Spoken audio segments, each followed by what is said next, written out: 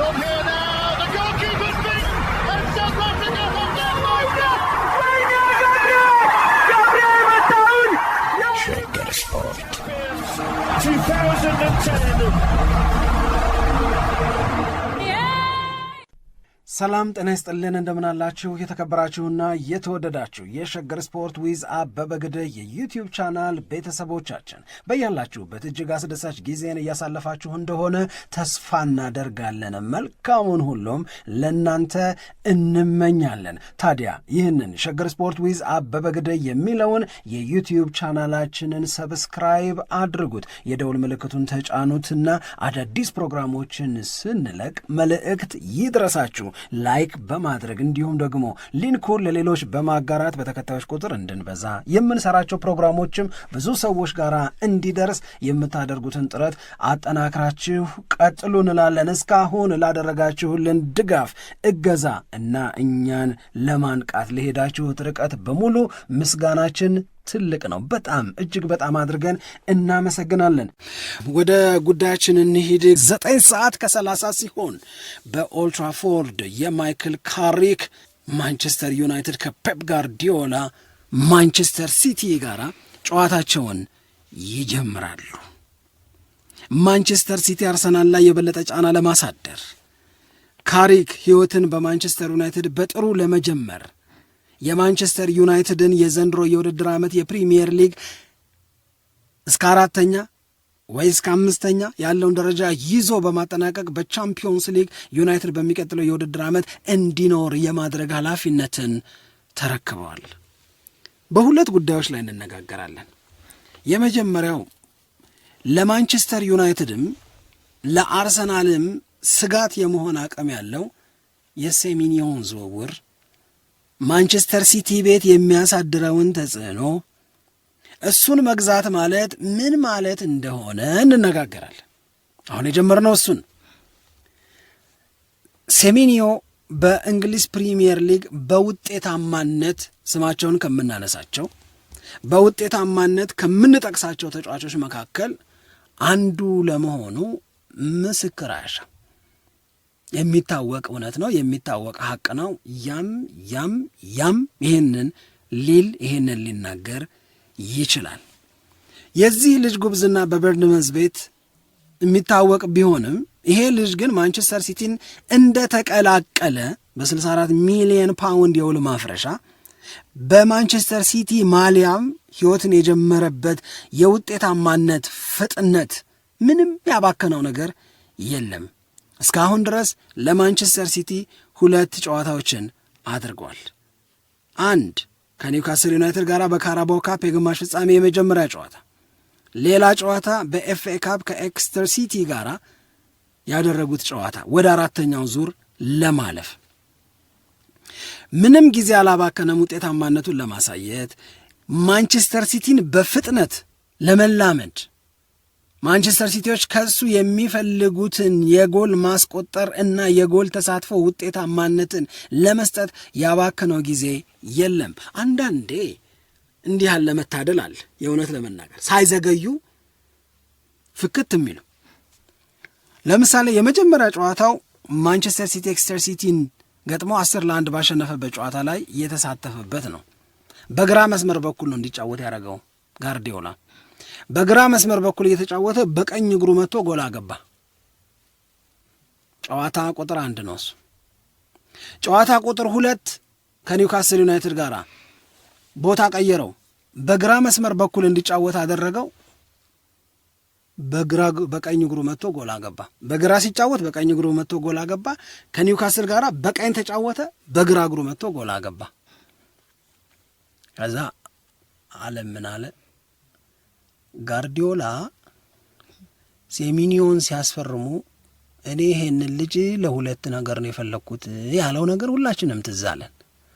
1 ለቫራይቲ ነው የምፈልገው አለ። 2 ቱ ፉትድ ነው ይሄ ልጅ ብሏል። መጀመሪያ ገና አገልግሎት መስጠት ሳይጀምር ቱ ፉትድ ነው ማለት ግራውንም ቀኝ እግሩንም እንዳስፈላጊነቱ ሳይቸገር መጠቀም የሚችል ነው። አንዱ ጎል ቅድም እንዳልነው በግራ መስመር እየተጫወተ በቀኝ እግር መጥቶ ያገባበት፣ ሌላኛው ጎል በቀኝ መስመር እየተጫወተ በግራ እግሩ መጥቶ ያገባበት ነው። ይሄ አሰላለፍን ይሄ የግር አጠቃቀምን በተመለከተ ነው። የጎሎቹን አይነት ደግሞ ስናነሳ ከኋላ ሮጦ ነው የመጀመሪያውን ጎል ያገባው። ሁለተኛውን ጎል ደግሞ ታፒን ነው ደገፍ። ይህም ደግሞ ሁለት የተለያየ የጎል አገባብ ነው። በግራም ማግባት በቀኝም ማግባት፣ በግራም መሰለፍ በቀኝም መሰለፍ፣ ታፒን ማድረግም ከኋላ ሮጦ ደግሞ ቀድሞ ጎል ማስቆጠርም። ቫራይቲ ማለት ይሄ ነው። ይሄንን ፍለጋ ነው ለዚህ ልጅ ገንዘብ የምናወጣው ያለው ጋርዲዮላ እየሰመረለት ነው ማለት ነው፣ እየሆነለት ነው ማለት ነው። ይሄንን ማንም ሊክደው አይችል። ዛሬም ደግሞ እስካሁን ማንቸስተር ሲቲ ከሚወዳደረባቸው ዘንድሮ 4 ውድድሮች ላይ አይደል ያለው ሲቲ፣ ከ4ቱ 2ቱ ላይ ታይቷል፣ 3ኛው ላይ ዛሬ ነው የሚታየው ኦልድ ትራፎርድ ላይ በፕሪሚየር ሊጉ። ሴሚኒዮ ደግሞ ከማንቸስተር ዩናይትድ ጋር ባደረጋቸው ያለፉት 3 ጨዋታዎች ላይ በተከታታይ 3 አግብቷል። ዛሬ ለማንቸስተር ሲቲ ጎል የሚያገባ ከሆነ ማንቸስተር ዩናይትድ ላይ በ4 ተከታታይ ጨዋታዎች ጎል በማስቆጠር ጥቂት ተጫዋቾች ናቸው ይሄ ታሪክ ያላቸው፣ አንዱ ሴሚኒዮ ይሆናል ማለት ነው። ይሄ ቀላል ነገር አይደለም። እውነት ለመናገር በ3 ተከታታይ ያለፉ ጨዋታዎች ላይ ጎል አግብተዋል። ዛሬ 4ኛ ጎሉን የሚያገባ ከሆነ መሐመድ ሳላህ ነው ይህንን ማድረግ የቻለው ማንቸስተር ዩናይትድ ላይ በ4 ተከታታይ ጨዋታዎች አጌንስት ዩናይትድ ጎል አግብቷል። ጂሚ ፍሎይድ ሃሰል ባንክ ነው ይህንን ያደረገው 2። 3ኛው ሰርጂዮ አጉዌሮ ነው። ሰርጂዮ አጉዌሮ፣ ፍሎይድ ሃሰል ባንክ እንደዚሁም ደግሞ መሐመድ ሳላህ እና ሴሚኒዮ እንላለን ማለት ነው። ዛሬ ጎል ካገባ ሂዝ ሪከርድ ከዩናይትድ ጋር ቆንጆ ነው። ይሄንን የማንቸስተር ሲቲ ደጋፊዎች ሊጠብቁ ይችላሉ፣ ተስፋ ሊያደርጉ ይችላሉ፣ ሊጓጉ ይችላሉ። ይሄንን ከግምቱ ስናስገባ ነው ለማንቸስተር ዩናይትድ በዛሬው ጨዋታ ላይ ሴሚኒዮ ስጋት ነው ልንል የምንችለው ወይም መብት የሚኖረን። ግን ይሄ የማንቸስተር ሲቲና የአርሰናል ጨዋታ አይደለም። ይሄ ጨዋታ የማንቸስተር ደርቢ ነው። የሴሚኒዮ ማንቸስተር ሲቲን መቀላቀል ግን ለአርሰናልም ስጋት ነው። ምክንያቱም አሁን እያየን ያለነውን አሁን እየገለጽን ያለነውን አቅም ነው ማንቸስተር ሲቲ ወደ ቡድኑ የቀላቀለው። ይሄንን አቅም መቀላቀል በአርሰናልና በማንቸስተር ሲቲ መካከል ይኖራል ተብሎ የሚጠበቀውን ዋንጫ የማንሳት ፉክክር ማንቸስተር ሲቲ በጨመረው ተጨማሪ አቅም ሴሚኒዮን በማስፈረም ለአርሰናል ስጋት የመሆን እድል ይኖረዋል። ይሄ ቦልድ ፋክት ነው። ምክንያቱም እያልን ያለ ነው ማንቸስተር ሲቲ ያስፈረመው እስካሁን ድረስ ለበርንመዝ ባደረጋቸው 20 የፕሪሚየር ሊግ ጨዋታዎች 10 ጎል ያገባ 3 አሲስት ያደረገ በአጠቃላይ 13 የጎል ኢንቮልቭመንት ያለውን ሴሚኒዮን ነው የወሰደው። ይሄ ሰው ለበርንመዝ አንደኛ ነው። ለሊጉ ግን 2 ተጫዋቾች ብቻ ናቸው ከሱ የሚበልጡት። አንደኛው አሁን የቡድን ጓደኛው የሆነው ሃላንድ ነው። ምን ማለት ነው ይሄ? በሌላ አነጋገር በፕሪሚየር ሊጉ ጎል በማስቆጠር አንደኛና 3ኛ የሆኑትን ሲቲ ያዛቸው ማለት ነው። ሲቲና በርንመዝ የነበሩትን አሁን 2ቱም የሲቲ ሆኑ። መሃል ላይ ኢጎር ነው ያለው፣ ሌላ ማንም የለም። 2 ተጫዋቾች ናቸው ከሱ የተሻለ ጎል ያላቸው። ይሄንን አቅም መጨመር ለአርሰናል ምንም ማለት አይደለም የምንለው አይደለም፣ በጭራሽ ሊሆን አይችልም። ምክንያቱም የዚህን ልጅ ቁጥር ስናወጣ ባገባው ጎል ብዛት 3ኛ ነው። ኢጎር እና ሃላንድ ናቸው የሚበልጡት። ጎል ኢንቮልቭመንት ላይ 3ኛ ነው። ይሄ ጎል ፕላስ አሲስት የምንለው ማለት ነው። ሹት ማድረግ ወይም ወደ ግብ በሚደረግ ሙከራ ደግሞ 6ኛ ነው። 49 የግብ ሙከራ አድርጓል ብቻውን። ኢላማቸውን የጠበቁ ሙከራዎችን በማድረግም በሊጉ 3ኛ ነው። ይኸውልሽ ባገባው ጎል ብዛት 3ኛ፣ በጎል ኢንቮልቭመንት 3ኛ፣ ሾትስ ኦን ታርጌት 3ኛ የሆነን ተጫዋች ስታስፈርሚ ዋንጫ ለማንሳት ከአንቺ ጋር ለሚፎካከር ቡድን ይሄ ትርጉም የለውም ልትኛት። አይ በጣም ይሄንንማ የአርሰናል ደጋፊዎችን በስጋትነት ሲያነሱት የነበረ ነገር ነው። ማንቸስተር ሲቲ የሴሜኒዮን ዝውውር ማጠናቀቁ ከዚህ በኋላ በሚደረጉት የሲዝኑ ውድድር ጨዋታዎች ላይ ምን ያክል ሲሪየስ እንደሆነ የሚያሳይ ነው የሚሉ መረጃዎችም ነበሩ። ምክንያቱም ሴሜኒዮን ማስፈረም ቀላል እኮ አልነበረ። ብዙ ተፎካካሪዎች ነበሩት። ማንቸስተር ዩናይትድም ይፈልገዋል ሲባል ነበር፣ ሊቨርፑልም ይፈልገዋል ሲባል ነበር። ነገር ግን የሴሜኒዮም ምርጫ ማንቸስተር ሲቲ ሆነ። ቼልሲ ራሱ የዚህ ልጅ ፈላጊ እንደነበር ይታወቃል። እና በአንድ ላይ የፕሪሚየር ሊጉ ትልልቆቹ ክለቦች እየፈለጉት ነው የነበረው። ስለዚህ አቅሙን በማወቅ ስለዚህ ያንን ፉክክር አሸንፎ ማንቸስተር ሲቲ ሴሜኒዮን አስፈርሟል። ይሄ የሚያሳየው ምን ያክል ልጁ ላይ ትልቅ ፍላጎት እንዳለውና የውድድር አመቱን ደግሞ በተቻለ አቅም እስከቻለ ድረስ ተፎካክሮ ዋንጫ የሚያነሳበት እድል ካለ ያንን ለመሞከር ጠንካራ ፍላጎት እንዳለው የሚያሳይ ነው። ቁርጠኝነቱን ያሳያል። በቃ አብቅቷል። የ6 ነጥብ ልዩነት አለ ወይ የሆነ ነጥብ ልዩነት አለ፣ ስለዚህ አርሰናል ነው የሚወስደው የሚል ሀሳብም አሰራርም በማንቸስተር ሲቲ ቤት እንደሌለ በደንብ ፍንትዋ አድርጎ ያሳያል። በዛ ላይ የሴሜኒዮን ከመጣ በኋላ ደግሞ የተመለከትነው ነገር በጣም የሚገርም ነው። በፔፕ ጋርዲዮላ ማንቸስተር ሲቲ ውስጥ ኮምፎርታብል ነው የሆነው። ባደረጋቸው 2 ጨዋታዎች ጎል ማስቆጠር፣ አሲስት ማድረግ አለ። በዛ ላይ ፔፕ ጋርዲዮላ ደግሞ ሲናገር በፈለኩት ቦታ ላይ ማጫወት እችላለሁ ብሏል። በቀኝም በግራም እንደገና በመሀልም። ለምሳሌ አሁን ኤርሊንግ ሃላንድን መጠቀም የማይችልበት እድል ቢፈጠር ሴሜኒዮን መጠቀም ይችላል በመሀል። ከዚህ በፊት በዛ ቦታ ላይ እንደ 9 ቁጥር ተጫውቶ ስለሚያውቅ ማለት ነው። ማርሙሽ ባይኖር ሴሜኒዮን መጠቀም ይችላል ማለት ነው። ከዛ በተጨማሪ ደግሞ አንድ ነገር ቢሆን በዛ በኩል ዶርጉና ሁለቱ እንደሆነ ዶኩ ግን ባይኖር ብቻ በቀኝም በግራም መጠቀም ይችላል። ደግሞ እንዳለ በመሀልም ያንን አገልግሎት መስጠት ይችላል። በዛ ላይ ደግሞ ባለፈው የውድድር አመት በቀኝም በግራም በሁለቱም እግሮቹ 8 ጎል እንደዚህ አካባቢ ያስቆጠረ ነው። ይሄ ደግሞ ምን ያክል ሁለቱንም እግሮቹን እኩል መጠቀም እንደሚችል አሁን ያነሳሽው ለምሳሌ በጣም አሪፉ ነገር ጋርዲዮላ ሪሰንትሊ አንድ ነገር ተናግሮ ነበረ። ያለው ነገር ምንድነው? ሃላንድ እየደከመው ነው፣ ኤግዞስትድ የሆነ ነው። ስለዚህ የሃላንድ ኤግዞስትድ መሆን አሁን ባለው ሀቅ ማንቸስተር ሲቲ ከጎል ጋር የተያዘ ነገር ካወጣን ሃላንድ ላይ ያለው ዲፔንደንሲ ሌላ ማንም ክለብ አንድ ተጫዋች ላይ የለውም። የማንቸስተር ሲቲ ጥገኝነት የሃላንድ ጎሎች ላይ ይበዛል። ይሄ እውነት ነው። አርሰናል ሌላ አንድ ተጫዋች ላይ የዛን ያህል ጥገኝነት የለውም።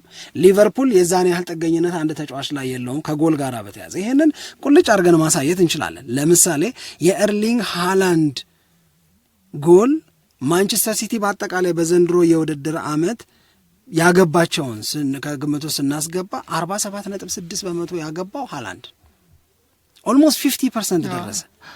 የሲቲ ጎል ግማሹን ሃላንድን ያገባው። ይሄንን ዲፔንደንሲ ሼርድ ማድረግ ነው። ይሄንን ልጅ ማስፈረም ማለት በተለይ እንዲህ አሁን ሃላንድን በተመለከተ ኤግዞስትድ ሆኗል ምናምን የሚለውን አይነት ደክሞታል የሚለውን አይነት ጋርዲዮላ ሲናገር ማርሙሽ አለ ሴሜኒዮ አለ እንድትይ እድል የሚሰጥሽን ዝውውር ነው። ለምሳሌ ኢጎር ቲያጎ የሚባለውን ተጫዋች ከብሬንትፎርድ ብትወስጂ እሱም 47% የብሬንትፎርድን ጎል ያገባን ግን ያንሳል። ከዛ በተጨማሪ ማቴታ፣ ካልቨርት ሊዊን እነዚህ ስቴጅ አሉ። ግን አሁን የአርሰናል በጣም የተበተነ ኃላፊነት ብዙ ተጫዋቾች ተከፋፍለውት የያዙት ኃላፊነት በፊት የማንቸስተር ሲቲ ኳሊቲ ነበር እኮ ይሄ። ሃላንድ ከመምጣቱ በፊት ማን የሚያገባው ጎሉን አታውቂም። አሁን ግን ሃላንድ ላይ ዲፔንደንት ነው። ከዛ ቅድም እንዳልሽው የአንቷን ሴሜኒዮ ሌላው የሚገርመውና ጋርዲዮላም ይሄንን ፈልጌ ነው ያስፈረምኩት ያለው በግራ እግሩ የሚያገባው የጎል ብዛትና በቀኝ እግሩ የሚያገባው የጎል ብዛት እኩል ነው። በቀኝ እግሩ 17 ጎል ያገባል፣ በግራ እግሩ 13-14 ጎል አግብቷል። ምን ትፈልጊያለሽ? ያ ማለት ቀኝ እግሩ የሚሰራው እንደ ግራ እግሩ ነው፣ ግራ እግሩ የሚሰራው እንደ ቀኝ እግሩ ነው። እኩል ነው። ኦልሞስት 14-17 ማለት ኦልሞስት ተመሳሳይ ሌቭል ላይ ነው ያለው። ስለዚህ በግራም ብታሰልፊው በግራ እየተጫወተ በቀኝ እግሩ ያገባል፣ በቀኝም ብታሰልፊው በቀኝ እየተጫወተ በግራ እግሩ ያገባል። ስለዚህ ከሃላንድ ዲፔንደንሲም እንደዚሁ በጣም በጣም በጣም በጣም ሊያላቅቃቸው ይችላል ነው። ሃላንድ የደከመለት ወየውለት ማንቸስተር ሲቲ ብለን የምንሰጋውን ስጋት ከማቃለልም አንጻር ትልቅ አስተዋጽኦ አለው።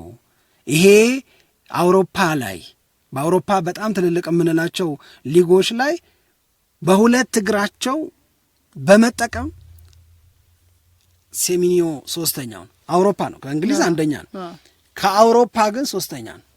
አንደኛ የሚመልጠው ባኩ ነው፣ ሌላኛው ፔድሮ ነው። በቃ ከዛ ውጪ ሴሚኒዮ ነው።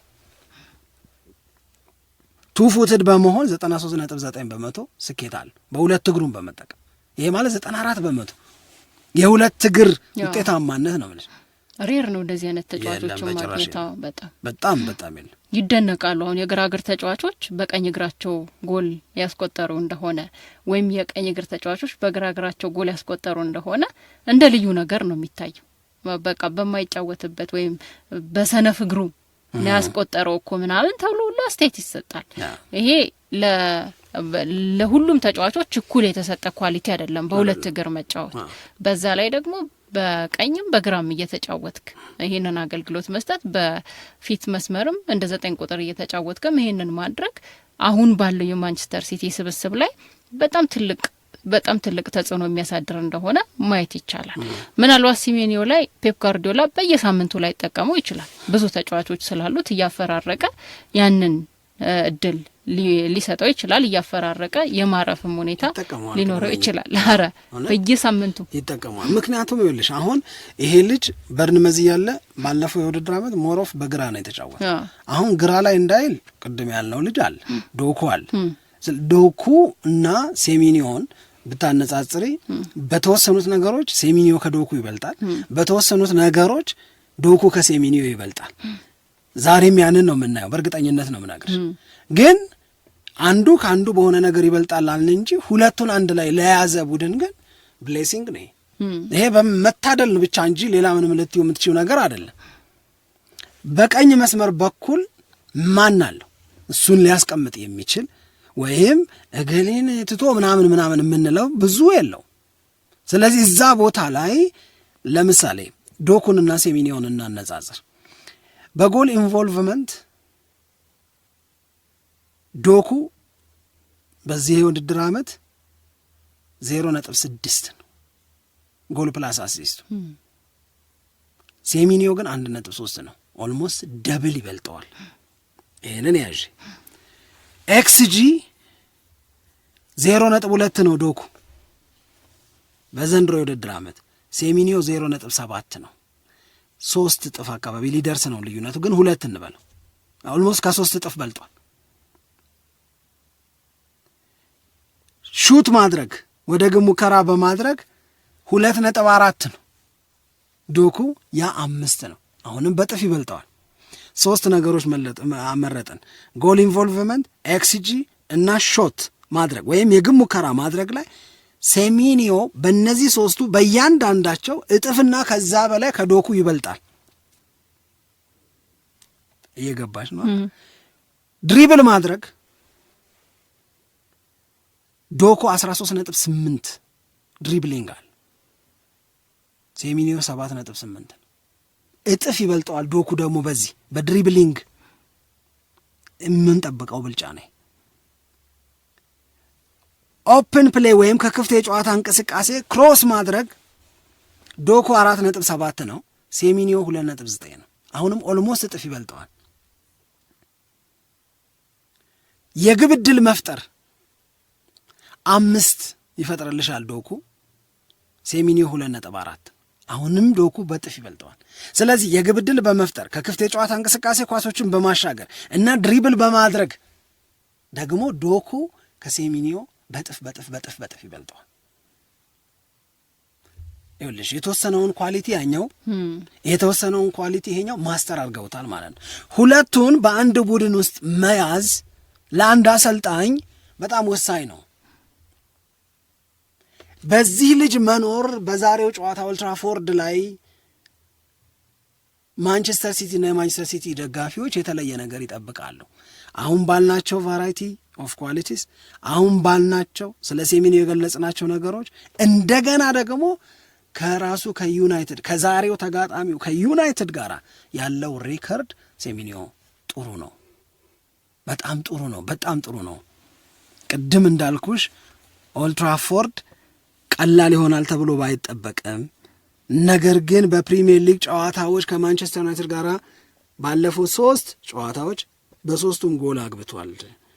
ዛሬ ማግባት ማለት ከጂሚ ፍሎይድ ሃሰልባንክ ከመሐመድ ሳላና ከሰርጂዮ አጉዌሮ ጋር በ4 ተከታታይ ጨዋታዎች ማንቸስተር ዩናይትድ ላይ ጎል በማግባት ባለ ታሪክ የሚሆንበት ነው።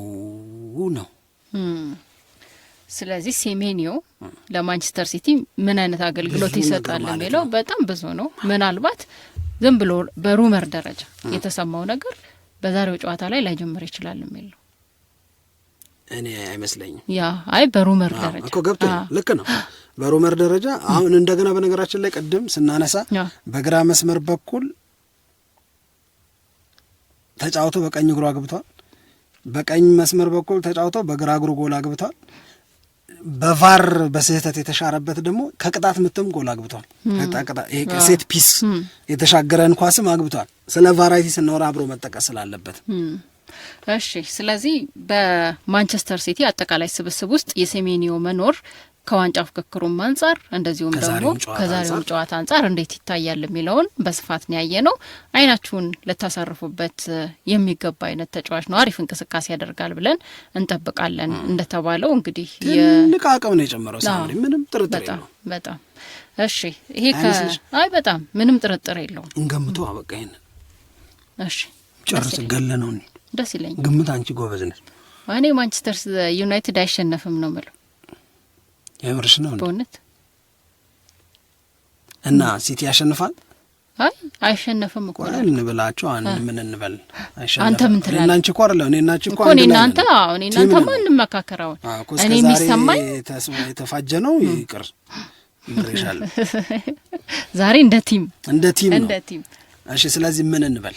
ማንቸስተር ዩናይትድ አይሸነፍም ብለን አናሲዝም። እንደዛ ብሎ ግምት የለም። እኔ እንደዛ ነው የሚሰማኝ እኮ። እስቲ አንተ የኔ ሰንተር ላይ ድሮ ነው እኮ ገምተው ድሮውን ነው ያሸንፋል ነው አይሸነፍም ማለት ድሮም ሊሆን ይችላል ወይም ደግሞ ሊያሸንፍም ይችላል። እንደዛ ብላና አናሲዝማ እንደዛ አድቫንቴጅ አናሲዝ አይደለም። እኔ አንተ ደግሞ ምን ይሰማል ነው አሁን የኔ ሐሳብ አለ አይደል? ያንተን ደግሞ ጨምርበት። አልጨረሽውም እኮ። እሺ ጨምርበት አንተ። ምንድነው የሚሰማው? እኔ ማንቸስተር ሲቲ የሚያሸንፍ ነው የሚመስለኝ። ኧረ እውነት ማንቸስተር ሲቲ የሚያሸንፍ ነው የሚመስለኝ። እኔ ደግሞ ማንቸስተር ዩናይትድ የሚሸነፍ አይመስለኝም። ስለዚህ በእኔ በኩል እኔ አቻ ያልቃል ብዬ ልገምት። አቻ ያልቃል ጨዋታው፣ ጎል ያለበት አቻ። ጎል ያለበት አቻ። እኔ ማንቸስተር ሲቲ 3-1 ያሸንፋል ማለት። ስለዚህ በቃ ወይ ወደ እኔ ናችሁ ወይ ወደ እሱ ናችሁ ነው። እኔ እናንተም የተለያየ ስለሆነ ግምታችን እንደ ቲም አንድ አቋም መያዝ አልቻልንም። ጠቅልኝ ወይ ልጠቅልኝ? ጠቅልለኝ አልልም መቼም 3-1 እኔ አልተሰማኝም እንደዛ። ያው ግምት ነው አይደል? ስለዚህ ሶስተኛ ተወዳዳሪ ልሆንና ልግባ፣ አንቺና አድማጮች፣ እኔና አድማጮች። እኮ እንደዛ ነው እኮ ያልኩት እኔ ወይ ወደ እኔ ወይ ወደ እንደ ቲም አይደለም ማለት ነው። ምንም እኔ 3-1 ማንቸስተር ሲቲ ያሸንፋል ብያለሁ። ያንቺ ግን ልቅ የሆነ ግምት ነው የገመትሽው። እንደ በቃ አሁን 3-1 ልክ ነኝ ልትይ ነው፣ 1-1 ልክ ነኝ ልትይ ነው፣ አቻም 0-0 እንደዚህ ዩናይትድ እኮ ነው የፈለገ ይሁን። ሲቲና ማንቸስተር ዩናይትድ 0-0 ይወጣሉ። እኔ 3-1 ጎል ያለበት ብያለሁ እኮ። እሺ 1-1 ነው፣ 2-1 ነው፣ 3-1 ነው፣ 4-1 ነው። ዩናይትድ እና በርንመዝ እንደወጡት እኩል ነው በቃ እኔም ሲቲ ያሸንፋል። እንደዛ እኮ የለም አትችላል የለም የእነሱም እንደዛ ጠባብ ነው የሚሆነው። ድርቅና እንዴት ነው? እሺ ለማንኛውም እኔ 3-1 ብያለሁ። የሳምሪን ታስተካክለዋለች፣ አንድ እንቅጩን ትነግረናለች። ተመልሰን እንመጣለን። በያላችሁበት የአማረ ዕለተ ቅዳሜ እንዲሆንላችሁ እንመኛለን። አብራችሁን ስለነበራችሁ በጣም አድርገን ነው የምናመሰግነው። ሸገር ስፖርት ዊዝ አበበ ግደይ የዩቲዩብ ቻናላችን ላይ ግምታችሁን አስቀምጡ። ከቻላችሁ አሸንፉንና ተሸለሙ ነው የምንለው። በጣም አድርገን እናመሰግናለን። ቀን ይቀራችሁ። ውብ ሆኖ ይቀጥል። ኢትዮጵያ ለዘለዓለም ትኖር።